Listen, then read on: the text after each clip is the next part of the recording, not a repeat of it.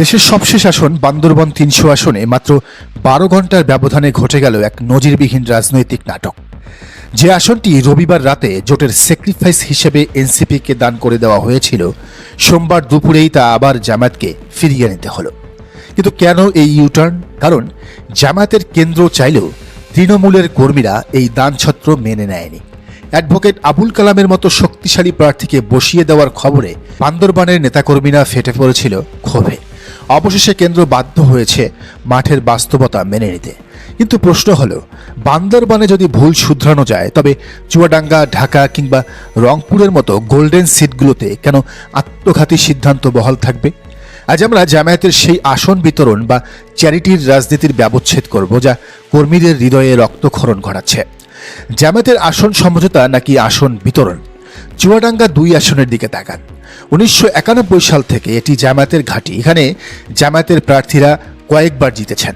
এখানকার জামায়াত প্রার্থীকে হারানো প্রায় অসম্ভব, অথচ এই নিশ্চিত আসনটি তুলে দেওয়া হলো এনসিপির মোল্লা এহসান ফারুকের হাতে, যিনি একজন কট্টর জামায়াত শিবির বিদ্বেষী। যে লোকটা সারাদিন জামায়াতকে গালি দেয়, তাকেই জামায়াতের কর্মীরা কাঁধে করে সংসদে নেবেন। এটা সম্ভব? এর চেয়ে বড় আইরনি আর কি হতে পারে?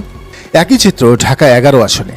জামায়াতের আতিকুর রহমান দিন রাত পরিশ্রম করে জয়ের ভিত্তি তৈরি করেছিলেন। এখানে অভ্যন্তরীণ জরিপও তার জয় নিশ্চিত ছিল। জামায়াত এই আসনে ভোটার মাইগ্রেট করেছে প্রচুর। তথ্য বলছে, ঢাকায় আসা বিভিন্ন এলাকার জামায়াতের ভোটারদের কৌশলে এই আসনে ভোটার বানিয়েছে জামায়াত, যাতে করে এখানে নিশ্চিত জেতা যায়। কিন্তু সমঝোতার নামে আসনটি দেওয়া হলো এনসিপির নাহিদ ইসলামকে। তৃণমূলের ভাষায় জুলাই বিপ্লব বেছে দেওয়া এই লোকটা কি আদৌ জামায়াত বাঁচাতে পারবে? গতকালও সে আসিফ মাহমুদকে নিজেদের দলে অভিনন্দন জানিয়ে একটি পোস্ট করেছে। সেখানে সাদিক কায়েমকে মাইনাস করা হয়েছে। সাদিক কায়েম সেই ছবিতে ছিলেন, নাহিদ ইসলাম সেই ছবি ইচ্ছাকৃতভাবে কেটে ফেসবুকে আপলোড করেছেন। রংপুর ৪ আসনেও একই হাহাকার। জেলা জামায়াতের আমির এটিএম আজম খানের মতো হেভিওয়েট প্রার্থী এবং আল্লামা দেলওয়ার হোসেন সাইদি সাহেবের রায়ের সময় ৫ জন শহীদের রক্তে ভেজা এই উর্বর আসনটি দেওয়া হলো এনসিপির সদস্য সচিব আক্তার হোসেনকে। আক্তার একসময় শিবিরের সাথী ছিলেন ঠিকই, কিন্তু এখন তার জনভিত্তি কতটুকু? বিএনপির এমদাদ ভরসার মতো শিল্পপতির টাকার গরমের সামনে আক্তার কি আদৌ টিকে থাকতে পারবেন? জামাত কর্মীরা বলছেন এগুলো আসলে সমঝোতা নয়, এগুলো এক ধরনের পলিটিক্যাল সুইসাইড। বিএনপিকে ইচ্ছাকৃতভাবে এসব আসনগুলো ছেড়ে দেওয়া। এদিকে ঢাকা ৮ আসন হলো জামায়াতের সবচেয়ে বেশি ভোটারের আসন। এখানেও দেশের নানা প্রান্ত থেকে আসা জামাত শিবিরের নেতাকর্মীদের ভোটার বানিয়ে ভোট ব্যাংক বাড়িয়েছে জামাত।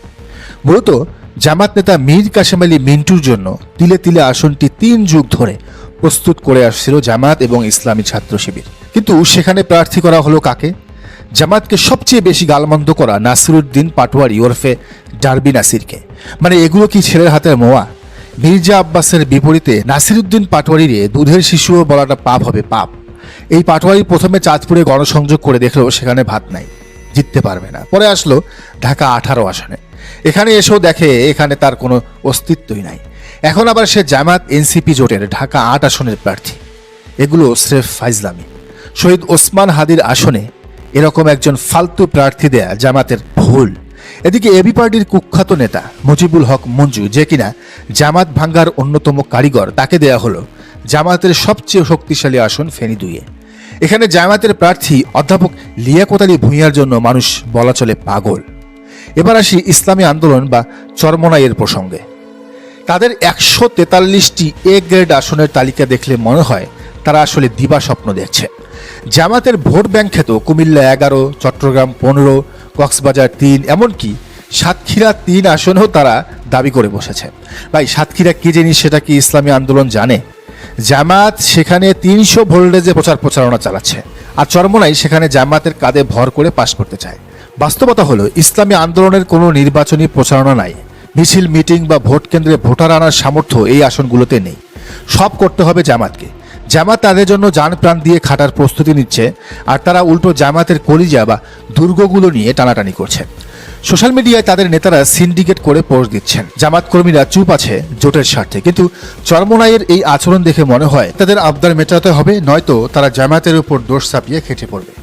নিজেদের সামর্থ্য অনুযায়ী আসন চাওয়াটা কি শোভন ছিল না? জামাতের সম্মানিত আমির ডাক্তার শফিকুর রহমান অত্যন্ত উদার মানুষ, কিন্তু রাজনীতিতে অতি উদারতা অনেক সময় দুর্বলতা হিসেবে গণ্য হয়। এনসিপির মতো দলকে যাদের নেতারা জামায়াতকে নিয়ে বিষোদ্গার করে তাদের হাতে নিশ্চিত আসনগুলো তুলে দিয়ে আমির সাহেব কি কর্মীদের মন ভাঙলেন না? ময়মনসিংহ 6, মানিকগঞ্জ 2, শেরপুর 1, তালিকা অনেক লম্বা। কর্মীরা বলছেন, আমরা যাদের চোর বাটপার ভাবি তাদের জন্য ভোট চাইব কোন মুখে? জামাত তো বলে সৎ লোকের শাসন চাই। তাহলে এনসিপির এই বাচ্চা কাচ্চারা যারা এতদিন দুর্নীতি করলো তারা কি সৎ ছেলে? ভোটের মাঠ কোনো চ্যারিটি বা দানছত্র নয়। সমঝোতা মানে হলো যার যেখানে জয়ের সম্ভাবনা বেশি সে সেখানে প্রার্থী দেবে। কিন্তু জামাত দিচ্ছে উল্টো ফর্মুলায়। নিজেদের নিশ্চিত আসন অন্যকে ছেড়ে দিচ্ছে, নিজেদের তিলে তিলে গড়া আসন অন্যদের ছেড়ে দিচ্ছে। এর ফলাফল কি হবে? অনেক নেতাকর্মী হয়তো ক্ষোভে ভোট কেন্দ্রেই যাবেন না। আর নির্বাচন পেরোলেই এনসিপির এই নেতারা যে আবার পল্টি নেবে না বা গাদ্দারি করবে না তার গ্যারান্টি কে দিবে? এরা জিতলে তো গাদ্দারি করবেই, আর হারলে বলবে জামাতের লোকজন আমাদের জন্য কাজ করে না, এজন্য আমরা হেরে গেছি। সুতরাং জামাতকে এবার ফাটাও। বান্দরবনের ঘটনা প্রমাণ করেছে কেন্দ্র ভুল করতে পারে, কিন্তু তৃণমূল কখনো ভুল করে না। বান্দরবনে যদি 12 ঘন্টায় সিদ্ধান্ত বদলানো যায়, তবে চুয়াডাঙ্গা, রংপুর বা ঢাকার ওই আসনগুলো নিয়েও পুনর্বিবেচনার সময় এখনো শেষ হয়ে যায়নি। জামাত নেতাদের বুঝতে হবে, কর্মীদের মনোবল ভেঙে দিয়ে কোনো জোট সফল হয় না। এনসিপি বা চরমোনাইকে খুশি করতে গিয়ে নিজের ঘরের সন্তানদের এতিম করার এই নীতি আত্মঘাতী হতে পারে। জোট অবশ্যই হতে হবে, কিন্তু সে জোটে জামাতের প্রার্থী অবশ্যই 250 জন থাকতে হবে। জামাত যদি নিজেরাই মাত্র 150 আসনে নির্বাচন করে আর এনসিপি, চরমোনাই বা অন্যান্য দলগুলোকে 150 আসন ছেড়ে দেয়, এটা হবে চরম আত্মঘাতী। বিএনপিকে লিখে দেয়া যে তোমরা জিতে যাও। দর্শক, আপনার কি মনে হয়, জামাতে কি উচিত তৃণমূলের কথা শুনে এই নিশ্চিত আসনগুলো ফিরিয়ে নেওয়া, যেহেতু এখনো সময় আছে, নাকি জোটের স্বার্থে এই স্যাক্রিফাইস মেনে নেওয়া উচিত? জানান মন্তব্যের ঘরে। আর এই চ্যানেলে নতুন হলে অবশ্যই সাবস্ক্রাইব করে বেল আইকনটি বাজিয়ে রাখুন।